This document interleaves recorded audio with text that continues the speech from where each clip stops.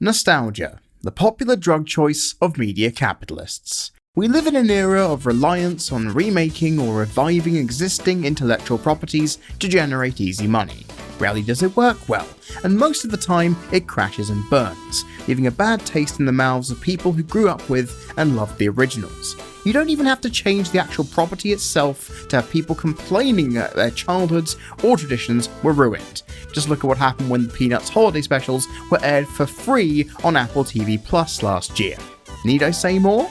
This is why, when Space Jam: A New Legacy was announced for an upcoming release this year, an equal sense of dread and excitement brewed in the animation community, with many reminiscing over the greatness of the original, whilst also shuddering to think what they could have done to their beloved childhood masterpiece. That fallout over Lola's redesign? Well, that's enough to signalise that divide pretty nicely. We may think of nostalgia as a moneymaker as being a new thing for the 21st century, when in actual fact it was the instigator that set the stage for the original Space Jam to be made in the first place. I feel it's time to look back and see how nostalgia and live action helped and eventually hindered one of animation's stalwarts.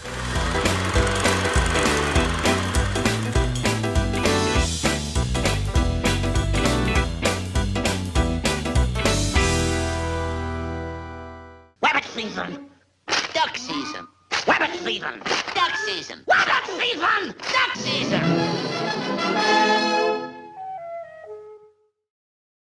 The dictionary defines nostalgia as a sentimental longing or wistful affection for a period in the past. And when the world gets you down, you can be certain that your brain will take you back to a certain time in your life and will want to experience it, enhanced more so when external media is involved. It's mainly a reason why when we look back on certain media many years after its release, that it can be viewed as incredible, due to the memory forgetting the necessary evils of a product, as the good things will be much more prevalent. As a wrestling fan, I've had to endure decades of WWE shipping nostalgia by the bucket load in the hope of saving their own ratings and generating massive profits. For animation, it holds the most weight, though, as those properties hold more emotional baggage than almost every other media, because those who have risen to a position of power in media production companies or studios will have fond memories of the shows of their youth and will find ways to ride off of their success for continued profit, which might explain why after decades of syndicated airing, the likes of Wacky Races, Tom and Jerry, Scooby-Doo, the Jetsons and the Flintstones among others have never really truly gone away. They are able to remind adults of their youth and regale their children with the same media that they grew up with. Looney Tunes were one of those who benefited the most, as their famed cinematic shorts were edited for near constant TV airing over the 1960s and 70s to where they became part of the public consciousness, without much else to call their own following the end of the Merry Melodies show in 1972, leaving them out in the wilderness, with appearances in commercials being their only major outlet. Nostalgia and repeated exposure, as noted, can be very potent, powerful enough for a team of animators led by Don Bluth to leave Disney and form their own studio to create films that echoed the films of decades past. That's a topic for another video, but it does as a moment in time symbolise a moot point that through the 1980s, Western animation was going through a slump. Disney wasn't making money on films that regularly flopped or barely reached expectations, and most TV programs were either repeats of older series or being used to sell toys above all else. Those shows are still regarded by modern audiences for the same reasons I noted earlier, and their revivals have ensured that they will stand the test of time too, especially if produced by Hasbro. It feels like a circle of life, doesn't it? Either way, one film changed Disney's fortunes right before their famed renaissance. Who Framed Roger Rabbit? A live-action animation hybrid that celebrated the art form as much as it showcased how far technological advances had come since the days of Jerry, Dancing with Gene Kelly and Anchors Away, and even their own films that combine the two, such as Mary Poppins, Bedknobs and Broomsticks, and Peter's Dragon. Whilst an entertaining marvel, its most important contribution saw the creations from Disney, Warner Bros., MGM, Fleischer, and others appear in the same film for the first time. And the two biggest moments? Well, they were a combination of Disney and Warner Brothers on a handshake agreement of equality and equality. Daffy Duck and Donald Duck in a piano duel, and Mickey Mouse and Bugs Bunny parachuting through the sky together. Ah, poor fella. Yeah, ain't I a stinker? They stole the show and reminded people of their importance and the memories of their glory days. The public, now fueled by a desire to see those long-forgotten bastions, ensured that Warner Brothers could satiate their appetite, as Looney Tunes got their first new anthology series for 20 years in 1990, coinciding with Bugs Bunny's 50th anniversary and the launch of spin-off brethren Tiny Toon Adventures. Their wild successes led to more shows being commissioned, one focusing on Taz the Tasmanian Devil and his regular life, another anthology of Bugs and Daffy shorts, and the Sylvester and Tweety mysteries, which I remember quite fondly, alongside a slew of video games focusing on their large cast of characters. All of these shows were well received and lasted for many years on the studio's respective Saturday morning blocks and cable channels. During that time, they hit another big break, as Bugs Bunny starred in commercials for Nike alongside basketball star Michael Jordan. The success of those adverts led to the concept of a full-on movie featuring the dynamic duo and more. It took years of ironing out the details, 19 months of work across 18 studios to make a live-action animation hybrid become a reality for all. What we get is Space Jam, a film regarded by many who saw it as an unadulterated classic. But is it actually a good film, and is its legacy worthy of the culture clash of sports and animation that initially spawned it?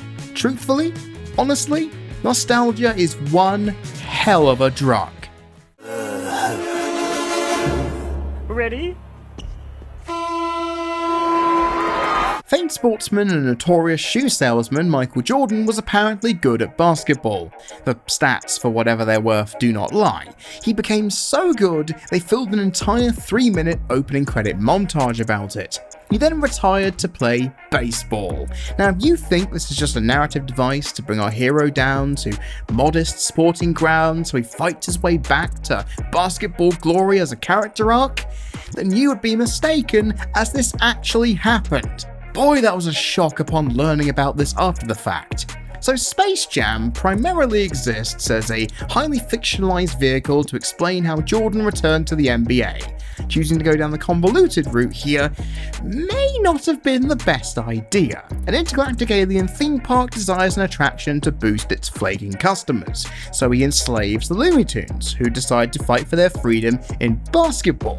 Cue an Ivan Ooze preliminary attack on humanity, Michael Jordan being forcibly kidnapped, medically abused by a duck and sexually assaulted by a feral rabbit, and with help from the annoying guy from Jurassic Park and Bill fucking Murray, they use the power of placebo-influenced teamwork to free the Toons via a slapstick-influenced basketball game in an animated world to make Jordan not a disappointment to his ungrateful children anymore. Has that appropriately summed up nearly 1.5 hours of 90s cheese for you? I swear, you'll thank me later.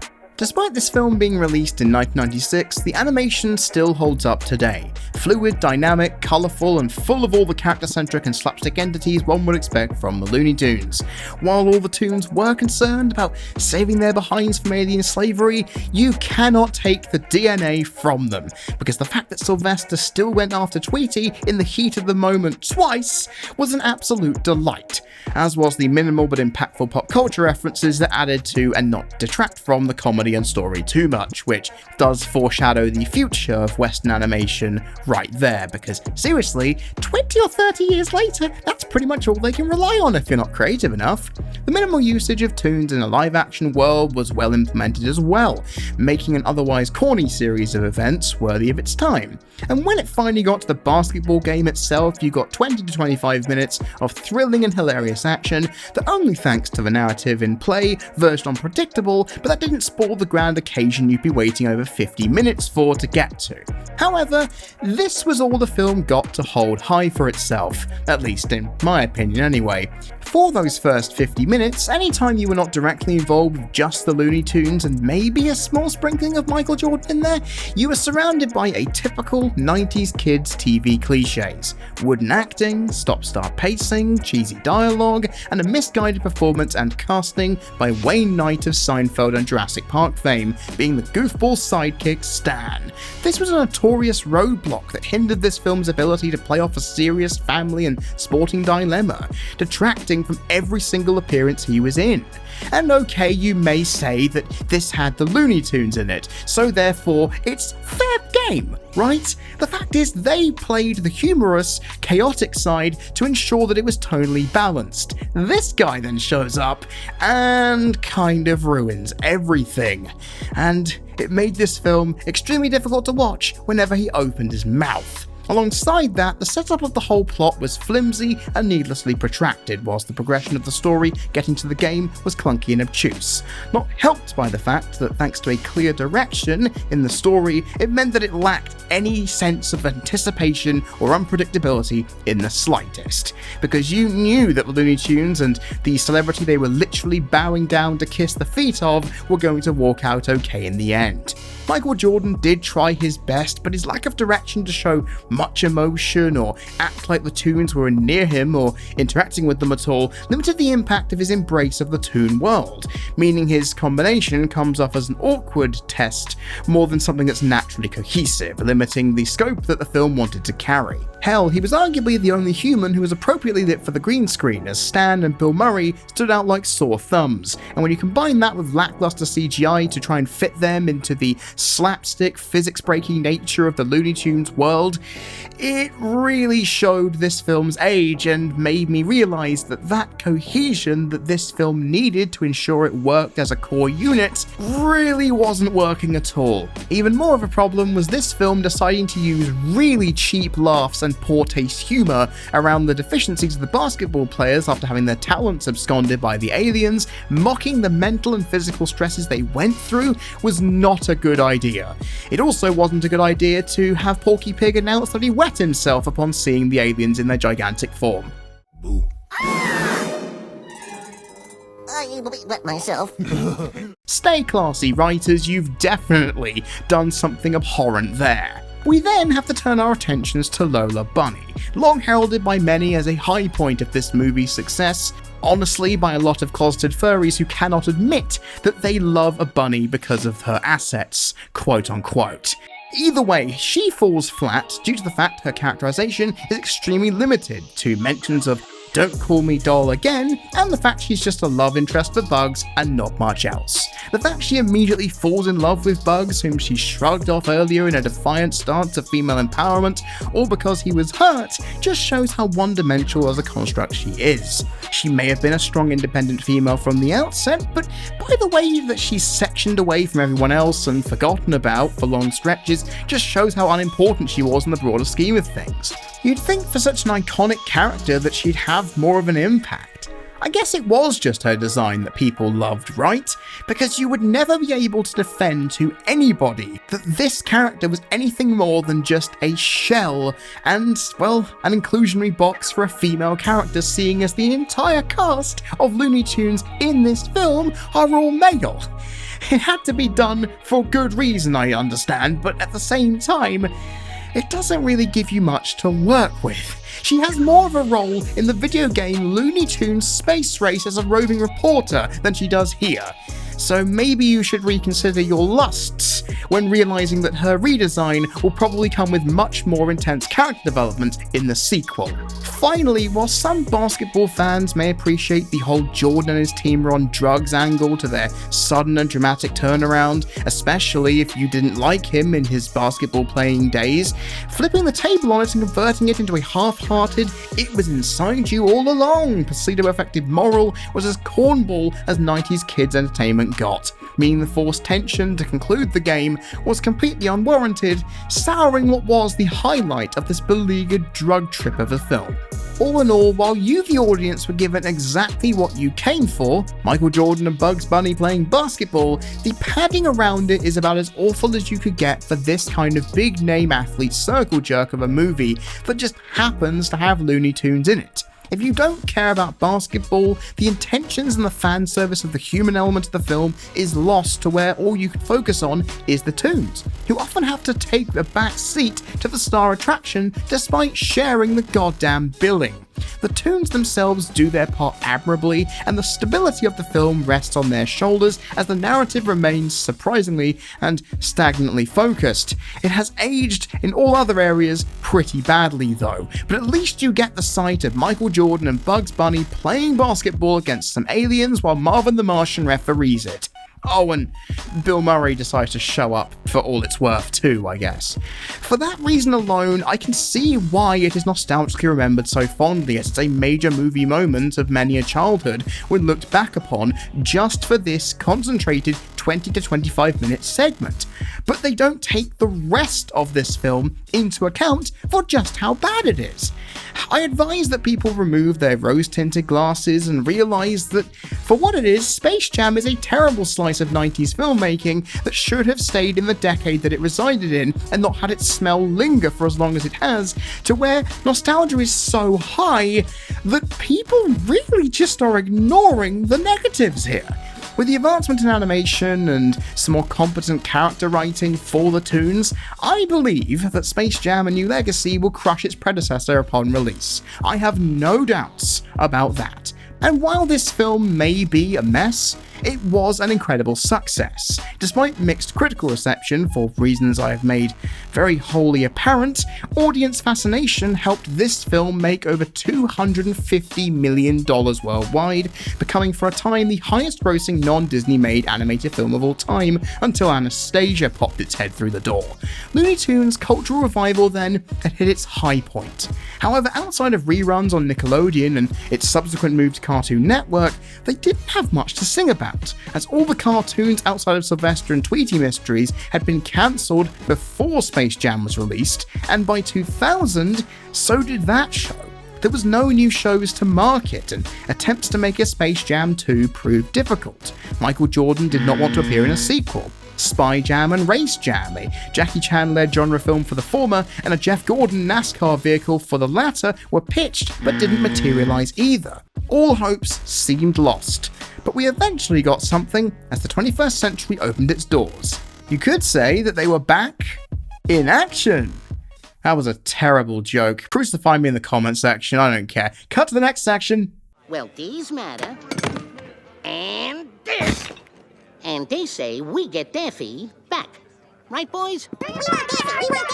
With the constant attempts to make a Space Jam 2 falling by the wayside, it was thought to bring the tunes back to their roots by creating the most anti-Space Jam film possible. No celebrity-led, sport-themed marquee to swallow the limelight, just a film giving us examples as to why all these characters are so great, as a tribute to the recently deceased animator Chuck Jones, who had made so many of their classics possible, while still keeping them in the live-action fold to please people who had associated the brand with that style. This is where Looney Tunes Back in Action comes in, a financial flop, yet critically respected by many. This film hasn't had the same nostalgia-fueled injection as its predecessor, but is it justified to be forgotten, or is it a diamond in the rough that many have overlooked? Time to open you all up to a film you may not have actually heard of. We see a whimsical, satirical take on the 21st century's adaptation of modern media business to kick this Bugs and Daffy-led vehicle off into high gear from the moment it begins, as the discrepancies between the two's reception puts the latter out on his arse, whilst the former is told to tone down non-PC aspects of his character and adapt with the times to make Warner Brothers a hell of a lot more money without his destructive and distracting rival at his side. This is then reversed as he downloads like security guard at the Warner Brothers lot, son of a famed actor who doesn't want to get his dad's name involved to help him progress in the industry, is joined by the beleaguered Duck to save his dad from the clutches of the Acme Corporation, as the vice president of Warner Brothers comedy division, I may add, goes to Bugs to get Daffy back and halt the risk of being fired for letting him go in the first place. Slapstick hijinks ensue as this round-the-world MacGuffin-led goose chase sees the Looney Tunes ensemble cast entertain alongside Brendan Fraser, Steve Martin, Timothy Dalton, Joan Cusack, and Bill Goldberg. Yes, the wrestler, to find a gem that turns people into monkeys before it falls into capitalist hands who can take advantage of it. While that seems very simple on paper, it was, done so on purpose with humour in mind. Director Joe Dante explained that this is a film that is gag after gag after gag at its heart, with a loose narrative just keeping it all linked together, and that is exactly what we have. Whilst its first 15 or so minutes setting up GJ and Daffy's downfalls was cumbersome, it regardlessly gave us some timely slapstick and entertaining lines and japery along with it. And once this film gets rolling, you can really start to forget about the absurdness of this whole Blue Monkey palaver and just marvel at the ways in which the Looney Tunes have been assimilated into human reality and take stock at the milieu of worldwide locational set pieces and actions within them that have made them all shine. Yosemite Sam and Foghorn Leghorn running a casino, Wile E. Coyote and Taz showing their destructive power out in the open, Elmer Fudd being a security guard as they traverse through the Louvre, Marvin causing an alien uprising on a military base and acting as a final boss to our heroes as they jettison into space, with a Duck Dodgers cameo coming through to just put the icing on top of the cake, really. You then have cameo appearances by Sylvester, Granny, Tweety, Porky Pig, Speedy Gonzales, Pepe Le Pew, and, of all people, Michigan J. Frog, ensuring that, well, they didn't get lost in the shuffle and had their chance to shine in the moments they were present. Hell, we even got a phenomenal inside joke as cartoon Shaggy complains to Matthew Lillard, his live-action counterpart, that he got his part wrong and will come after him if he doesn't make it better in the sequel. I mean, the self-awareness here is absolutely joyful, and the way in which reality and cartoonish silliness combine makes this otherwise forgetful redemption arc and quasi-globetrotting spy thriller much more entertaining than it has any right to be, with well-timed and executed humour on every turn no matter what occurred. The sheer amount of laugh-out-loud sight gags, prop comedy, sharp-witted dialogue, and over-the-top silliness happened in line with these cartoon anthropomorphic characters, making fun of not just the business-heavy world that they themselves as intellectual properties have found themselves in, but lampooning the absurdity of their own physics-breaking of the environment on Earth that we inhabit and they do as well, injecting a flurry of frenzied funniness that makes you anticipate each subsequent rise-cracking line and volatile movement, no matter when or where it is situated. It is absolutely the fundamental heart of the film, and in my personal opinion, it was nailed pretty much flawlessly whenever the tunes themselves are involved. The celebrations, though, do not last, as all that surrounded the rich creamery centre proved at times to be very difficult to swallow. The live-action acting was dire and as dry as the Sahara at its absolute worst, with Brendan Fraser ill-equipped to give less of a when delivering his dialogue, for a character he honestly did not suit playing. He's twice the size of every single human he's around, and he doesn't play the downtrodden, down on his luck son very well, given that he looks twice the age of what the character would need to look like in this situation. Either way, Steve Martin unashamedly hammed up every gesticulation required for an OTT villain of his nature, given Looney Tunes and Acme and all that, but it sometimes worked and sometimes didn't, meaning you honestly were a bit indifferent by the end of it. Kushak tried to play off a very snarky scientist with mixed results, whilst Goldberg tried to look menacing but just came off as uninterested and apathetic as Fraser in the process, symbolising wholeheartedly that these two were just here for the paycheck, and given that Goldberg was being paid quite a bit of money by WWE in 2003, I can totally understand why he took this. Just stand there and look just about as much like you're giving a damn as you can, and here's some money. Good day, sir. This is all combined with predictable story progression, sluggish pacing, which definitely comes about when you focus on the non-animated participants, and you have some really awful green screen effects here as well. It takes you out of many moments, but you can understand why it starts to fall apart when multiple instances of these come to fruition. The humans and tunes were better implemented this time, so I can't be too cruel, despite some occasions where cartoon physics and reality had a hard time meshing together, meaning I can't be too complacent for long. I have to whip the bullwhip whenever I can to ensure it stays in line. The only live-action actor who I thought nailed her role was Jenna Elfman, who played the VP. She had that serious and intense foil to contrast with Bugs Bunny's lackadaisical and cocky nature, to where any time they were together on screen, it was a blast. Which could not be said for Daffy and Frasier though, even though former Bond star Timothy Dalton played the chiseled actor-turned-spy Damian Drake with more vigour than his leading counterpart, proving that no matter how many positives there are, the negatives of this film balance it out in the end. But unlike Space Jam, I saw this in the cinema when it came out in 2003.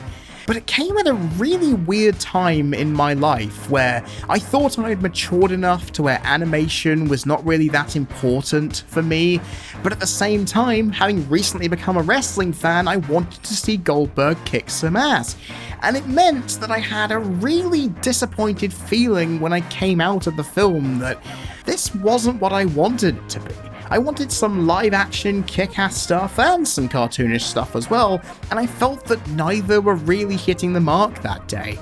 However, some 18 years later, especially after watching Space Jam and all of its errors beforehand, seeing Looney Tunes back in action as a 29-year-old compared to the 11 or 12-year-old I was when I initially saw it, made me realise that this film is everything and more that one could hope for if you'd watched Looney Tunes from a young age like I did and enjoyed the crap out of it. The sheer variety and scale of well-worn yet bold jokes, to character inserts, well-timed gags, pop culture references, and the occasional influence of conflict-induced tension meant that despite this film's many obvious flaws, I kept laughing and smiling every single time the Toons were on screen to deliver the hilarity that they ended up giving. It may not be perfect by any means, in fact it's quite average when all is considered, as the live action elements are very hit or miss depending on the situation they're in. It has a lackluster story, character and conflict progression. You also have an awkward lack of chemistry from the live action actors with each other, despite the fact the Toons managed to work with them pretty damn well, which shows just how much of a divergence there is between the live action and the animated portions of this film, but they are not as bad as Space Jam's were, which means that this film is a lot better overall than I remember it being, mostly because as an adult I can now appreciate the lengths at which this film goes to make the titular Toons as good and as true to themselves as possible, which is exactly something you would want with a film with their name in the title. Roger Ebert, the famed critic, said that Looney Tunes Back in Action was all a bit of goofy fun, and I agree with that. The fact that most people went to see this expecting more of Space Jam, meaning it got forgotten, is a bit saddening given that context, but at least watch it if you want a reminder of just how great the Looney Tunes can be, because in feature-length form, until Space Jam 2 eventually comes out and tries to rival it, you won't get any better for sure. Whoops.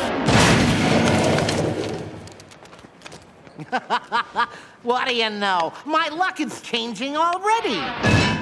I went into this video expecting both of these movies to suck, which explains why the thumbnail is titled Live Action Letdowns. It wasn't just clickbait to draw you in.